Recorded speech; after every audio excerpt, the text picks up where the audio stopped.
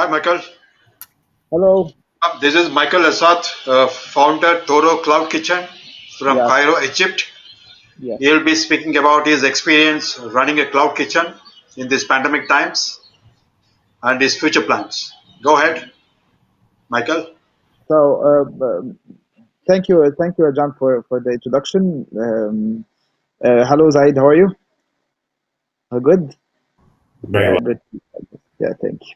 So, I'll talk in 5 minutes about the cloud kitchens in Egypt and how it was affected by the pandemic and the COVID, and the growth opportunities after this pandemic, and where can we find the best opportunities out of from the customers and from the brand itself.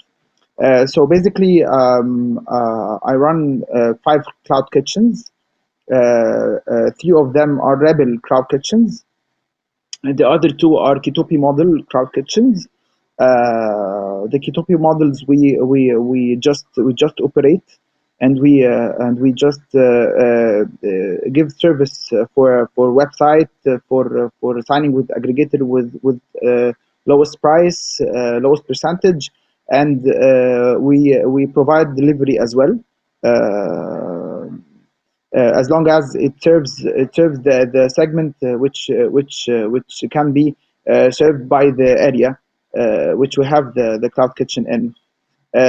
Actually, we found a lot of challenges regarding the pandemic and the COVID, because my first cloud kitchen was related to the Japanese food and the sushi as well, and we found that the world are talking about the salmon and the tuna and the COVID getting behind this type of food.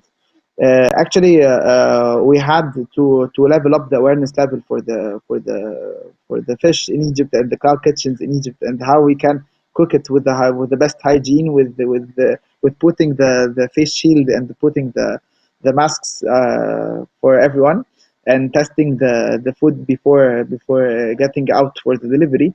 And then we found some challenging regarding the the human resources as well, because most of people were very scared because of the COVID. We found a lot of people are dying because a lot of people are not they don't have awareness, the full awareness for the COVID, and how to tackle this. The fact is that we just did a lot of awareness sessions for a lot of people, and we run two pages on Instagram and Facebook, just to level up the awareness of the brands, and to kick off the mindset of no, don't worry about anything, just eat and chill. Don't go outside, and we will serve you with highest hygiene. We signed contracts with the payment aggregators just to pay with their Visa and their wallets, instead of using their cash money and interaction with people. And after all these points, we were challenging by having the best customer experience around Egypt, because of we have a road challenges by bikes or by cars or by any type of vehicles, that you cannot deliver any type of food not less than 35, maybe 1 hour, to fulfill the gap of delivery. And this was the challenge. That's why we tried to sign contracts with hotels around Egypt, just use their kitchens, just rent their kitchens for limited time. Just for example, the heat is from 1 p.m. to 5 p.m., so we will take it from 11 a.m. till 6 p.m., just to fulfill the gap for the people who are living in the area of this around this, or the radius around this hotel, and the hostels and everything like this. Because as you know, the hotels are locking down because of the COVID as well, and they don't have enough tourism or tourist people to come and get in this. That's why we used to have this type of contracts, or joint ventures between our cloud kitchen and the other kitchens, just to use these kitchens to fulfill the gap of delivery. and we are signing right now like eight contracts right now. I'm traveling after 2 minutes just to sign with one of the biggest hotels in Egypt to fulfill this gap as well. And that's it. This is for Egypt right now. We are serving. We are using like for now we are using like 15 brands with 5 different cuisines, and this is the and that's it.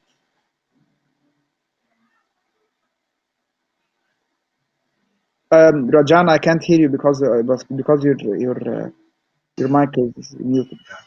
What's your post-COVID plans? You want to expand beyond Egypt? Yeah, we are expanding right now in Egypt. Okay. We will go for another cities. We just had actually a meeting with Talabat, and Okay. he mentioned that they don't have heat in some minor cities, but these cities has a lot of population. That's why we are tackling these cities right now because of the unit cost is really low, and we can use it for better market penetration and to tackle more markets. We can say it emerging markets in Egypt. We have like 8 cities in Egypt. We can call them emerging markets, and we can tackle them. And this is for this 2021 target Nice. actually, or KPIs for our cloud kitchen. Appreciate it. Yeah, Appreciate your plan of going for partnerships with the hotels, aggregators. This way you yeah, can grow faster. yeah. Good, good, good. Thank you. So All the best. thank you, So you want to thank talk you. more or shall we Yeah, go? Okay. yeah. I go, and You then want to go? Good. Thank you. Good yeah, luck. I have to go. Good luck. Thank Thank you. My pleasure. Bye bye. Bye. I think Jayat, I think you can continue the next. You are online, right? 100%. It was so nice to hear from. I will introduce you first. Mr. Sorry. Zaid Hachem. He is the co-founder of Dynamic Kitchen, Dubai based.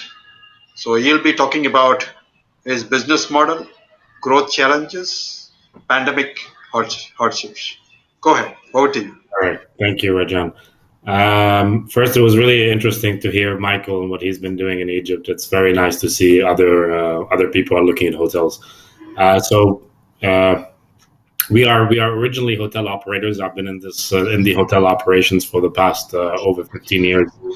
And we came, Dynamic Kitchen was founded in 2014, and it was a part of another group called Dynamic Hospitality. So you wouldn't really find any websites or anything about us. We are the guys behind the scenes. We currently operate 12 kitchens, 4 dark groceries, 65 brands and partners are within our kitchens, which makes us 17% of a market share in Dubai alone. And we are just starting to. We've opened an office in North America, and right now we're also launching in Saudi Arabia. Before COVID, we were 1,200 employees, and we've operated many hotels. We had our own restaurants. We had a great catering business for the corporate industries and meetings and events.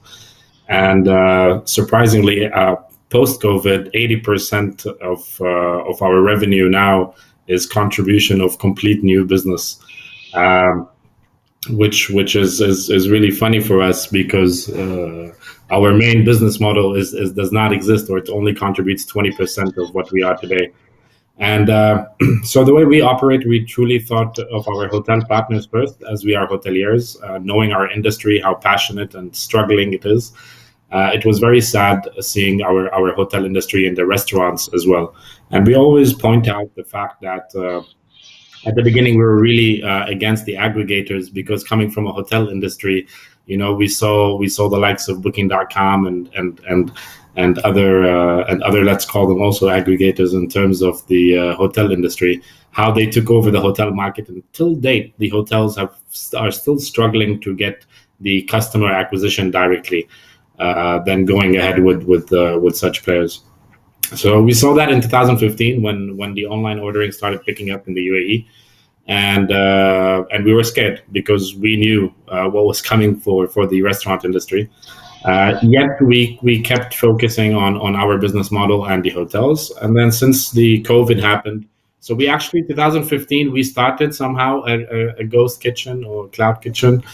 We started that in 2015, but it was on different models, whereby we want to seek a new franchise. We bring them up from abroad. We test them in our kitchens. We've been doing centralizations. We would centralize other restaurants' needs, other hotels' needs, and so on. And fast forward after COVID, I've decided. So we've decided to go full power with onboarding very selective F&B operators, because we create a franchise model with them. We don't cook on their behalf. We do have, so we did try a few models. So we did try the Kitopi model. We tried the Rebel model.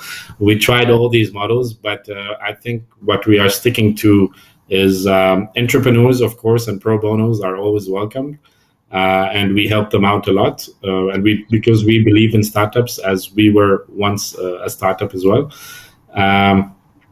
But our I think the way we are heading is with very strong operators, people, big brand names. I will not call. I will not name a few. I will not name any at the moment. But so we've created this community, and the way we are heading forward is, we have cargo airlines, travel agencies as our sister companies, and the way we're heading forward is we're trying to create a sustainable business model, which is hotels, F&B operators, forget the real estate and the operating and all of this cost, and we're minimizing it to the minimum, and hoping aggregators will also try to minimize it. We understand that they are also in loss.